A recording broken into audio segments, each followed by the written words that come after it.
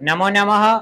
जय भक्तामर। आज मैं भक्तामर के 29 नंबर की गाथा सुनाने जा रहा हूँ। सिंहासने मणिमयूख शिखा विचित्रे विभ्राजते तव वपु कनकावदातम् बिम्बं वियद्विलसदंसुलतावितानां तुङ्गोदयाद्रिशिरसिव सहस्ररश्मै। ओम ह्रीं अरं नमो धूरतवानम्।